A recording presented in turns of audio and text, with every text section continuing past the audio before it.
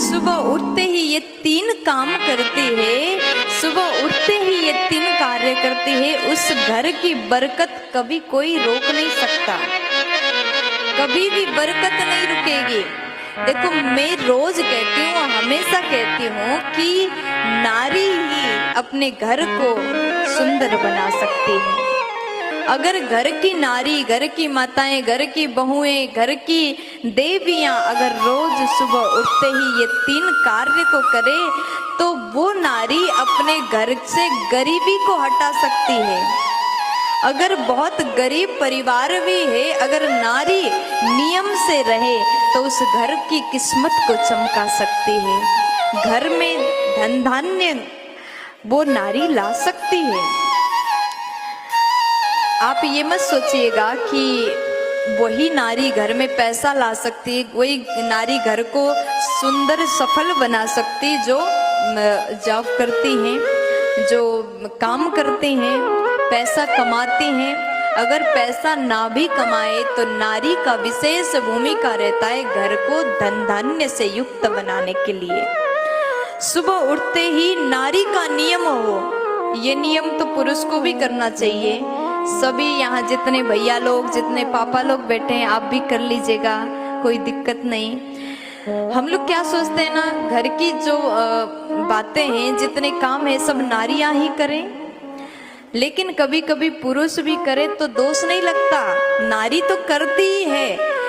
धर्म को बचाने में विशेष भूमिका नारियों का है। लोग कहते नारी पूजा पाठ नहीं कर सकती, ये नहीं कर सकती, वो नहीं कर सकती, लेकिन अगर नारी ने पूजा पाठ करना छोड़ दिया तो धर्म बहुत कम हो जाएगा। धर्म करने वाले धार्मिक लोग कम हो जाएंगे। कथाओं में देखो नारियों की संख्या बहुत ज्यादा संख्या में हो जाता है, पूरा पंडाल भरा है नारियों से, और नारी कभी किसी से कम नहीं होती महाराज। घर को चमकाने के लिए, घर को स्वर्ग समान बनाने के लिए विशेष भूमिका नारी का होता है, और धर्म को बचाने के लिए भी नारियों का विशेष भूमिका होता है। ये कहते हुए मुझे थोड़ा सा भी दिक्कत नहीं लगता, ये कहते हुए मुझे थोड़ा सा भी डर नहीं लगता। तो ध्यान से सुनिएगा, ये 3 बात मैं आपको बता दूं।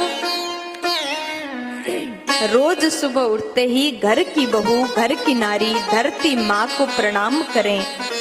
ऐसी 3 माँ हैं जिसको प्रणाम करके नारी अपने घर को वैभव युक्त बना सकती, वैभव संपन्नता से भरा घर बना सकती हैं।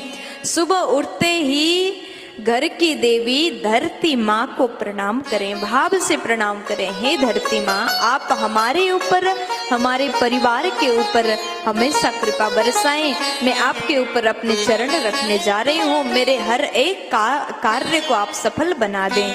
धरती माँ को प्रणाम करो। स्नान करके जब रसोई घर की ओर जाओ तो दरवाजे में, रसोई घर के दरवाजे को प्रणाम करो। ये प्रणाम कौन सी माँ को कर रहे हो? अन्नपूर्णा माँ को कर रहे हो, क्योंकि रसोई घर में अन्नपूर्णा का वास होता है। और जो नारी धरती माँ को प्रणाम करने के बाद अन्नपूर्णा माँ को प्रणाम करके ही रसोई घर में प्रवेश करती है, उसके रसोई में कभी धन धान्य की कमी नहीं हो सकती है, उस घर में कभी अन्न की कमी नहीं आ सकती, उस घर में कभी कोई भूखे नहीं जा सकते, उस घर में आए अतिथि कभी भूखे नहीं सो सकते। इतनी बड़ी कृपा अन्नपूर्णा माँ का उस नारी के ऊपर होगा कि वो नारी अपने रसोई को हमेशा भर करके ही रख सकती है।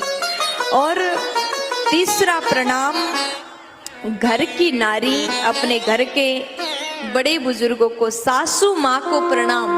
पहला प्रणाम धरती माँ को, दूसरा प्रणाम अन्नपूर्णा माँ को, और तीसरा प्रणाम अपनी सासू माँ को प्रणाम करें। और अपने घर के वृद्ध बुजुर्ग जन को प्रणाम करती है तो वो नारी, ऐसी नारी बहुत ही गुणवती होती है।